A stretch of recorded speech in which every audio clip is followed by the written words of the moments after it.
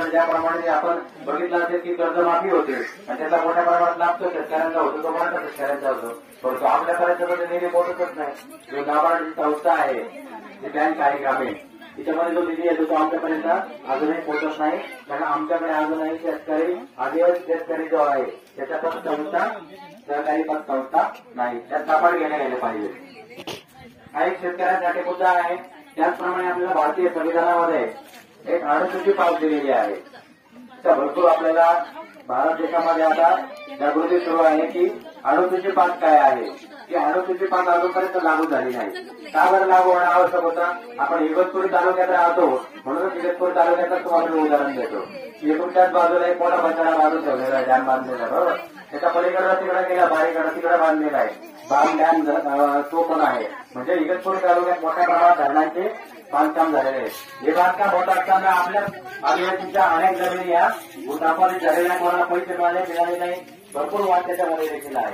परंतु जमिनी घेतल्यानंतर तिथे मोठ्या प्रमाणात धरणं देखील झाले, परंतु धरणाचं पाणी घेण्यासाठी देखील आम्हाला परवानगी घ्यावी लागते, आम्हाला पाणी देखील मिळत नाही.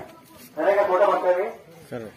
खरं आहे ना? हे मी स्वतः जाऊन त्या गावांमध्ये बघितलेलं आहे की ते मोठ्या प्रमाणात आमच्याच जमिनीमध्ये आम्हाला मोठ्या प्रमाणामध्ये पाणी देखील उपलब्ध झालेलं आहे. पाणी आमचं सर्व आमचं ज्याप्रमाणे आम्ही म्हणतो जल जमीन आमचं, परंतु त्याची परवानगी देखील घेण्याची वेळ आता आपल्याला आलेली आहे. मग आपण कुठपर्यंत शांत बसणार आहोत? आपल्या गळ्याचे आलेलं आहे की आपलं पाणी आपल्याला मिळत नाही, जंगल आपलं आहे ते आपल्याकडून हिरावून घेतात.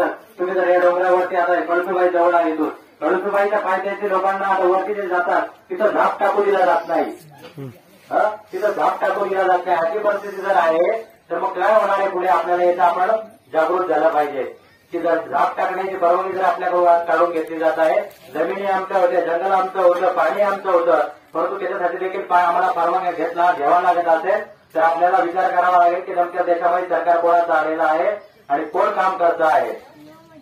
भारतीय संविधानामध्ये जर आम्हाला अधिकार देण्यात आलेले आहे तर ते अधिकार अजूनपर्यंत आम्हाला 77 वर्षात लागू का झालेले नाही. या ठिकाणी कुठल्याही सरकारांचा उल्लेख करणार नाही, भाजप असो नाही काँग्रेस असो, कुठल्याही सरकार असो, त्यांनी 77 वर्षामध्ये अजूनही भारतीय संविधानात जे आम्हाला आदिवासींना जे जे कायदे करण्यात आलेले आहे ते लागू केले नाही.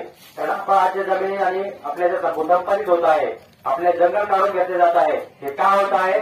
कारण ज्या वेळेला डॉक्टर बाबासाहेब आंबेडकरांनी भारतीय संविधान लिहिलं त्याच्यामध्ये टाकून ठेवलं आहे. आपले बिरसा जयपाल मुंडा देखील या संविधान कमिटीमध्ये देखील होते, जे आदिवासींची बाजू मांडत होते, ते देखील त्याच्यामध्ये होते. त्यावेळेस वेळेला त्यांनी अनुसूची 5 टाकली आहे भारतीय संविधानामध्ये, परंतु ही 5वी अनुसूची अजूनपर्यंत 77 वर्षात लागू झाली नाही. काय आहे ती 5वी अनुसूची?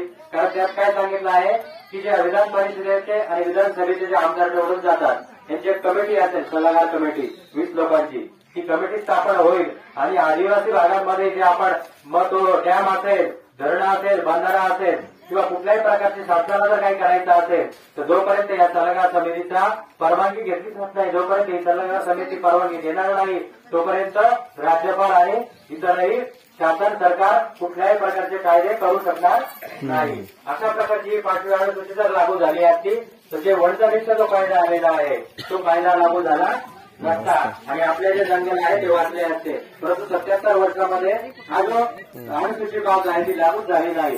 ती लागू नाही झाली म्हणून आमचे जंगल जमीन जात आहे. म्हणून आपण जास्तीत जास्त प्रमाणात अनुसूची 5 मध्ये जागृती केली पाहिजे आणि अनुसूची 5 लागू करण्यासाठी प्रयत्न केले पाहिजे. त्याचप्रमाणे अनेक रूढी परंपरा देखील कुठे आहेत की आमची संस्कृती नेमकी काय ती देखील आम्ही समजून घेतली पाहिजे, त्याच्यावरती चर्चा केली पाहिजे. या ठिकाणी हा लग्नाचा माहोल आहे त्याच्यामुळे सर्वांच्या विचार डोक्यामध्ये लग्नाचेच असतील, म्हणून मी या ठिकाणी जास्त न बोलता त्याच्यावरती सांगेल की अनुसूची 5 लागू करण्यासाठी देखील आपण कार्य केलं पाहिजे. आपल्याकडे 9 एप्रिलला संपूर्ण भारतभर आपण या अनुसूची 5 साठी आंदोलन करणार आहोत. जेलभरो आंदोलन होणार आहे.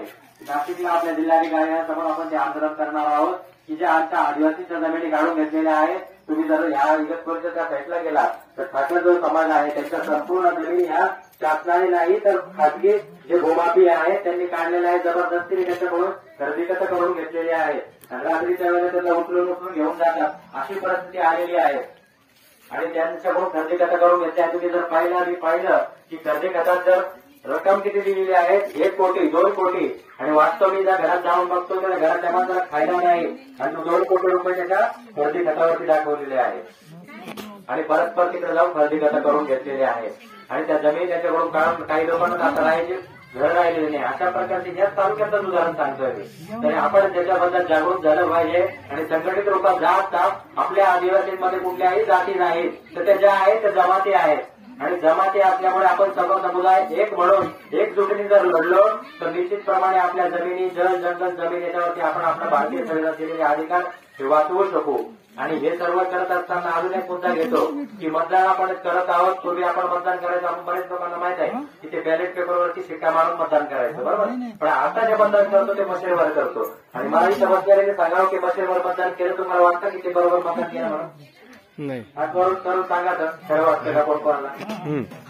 अशा हातवर करा, अशा हातवर तुम्हाला कोण कोणाला वाटतं की ते केलेलं मतदान बरोबर झालं तर वाटत असेल तर हात खाली राहू द्या, नंतर वाटत तर हळूहळू ते करा. वाटतं का बरोबर आहे? चुकीचं. तर ते मशीन बंद व्हावं याच्यासाठी देखील 9 एप्रिलला जे भरू करणार आहोत तर ते मशीन कायम स्वरूपी बंद होऊन बॅलेट पेपरवरती शिक्क्यावरती मतदान झालं पाहिजे. अशा प्रकारची भूमिका आम्ही संपूर्ण देशभर घेत आहोत. आणि मला आपण जर सर्वांनी त्यात सहयोग केला तर निश्चितप्रमाणे आपण या सर्व विषयांवरती आपल्या आदिवासीच्या जमिनी, जल, जंगल, जमीन आणि या ईव्हीएम मशीन घालू असं मी या ठिकाणी एवढं बोलतो आणि थांबतो. मला या ठिकाणी जाकीर दादांनी बोलण्याची संधी दिली, त्याचप्रमाणे आजच्या जे विवाह आहे त्यांच्या लेकरांना देखील मंगल कामना देतो, त्यांना शुभेच्छा देतो. धन्यवाद. आपण सर्वांनी मला ऐकून घेतलं. जय जवान, जय आदिवासी. धन्यवाद साहेब. आमच्या आयोजनाला मान देऊन तुम्ही आमच्या बाकीच्या लग्नाला आवर्जून उपस्थित आहेत. कचोडे साहेब, पाचोडे साहेब आणि आमचे गांगोले साहेब यांचे मनापासून अभिनंदन.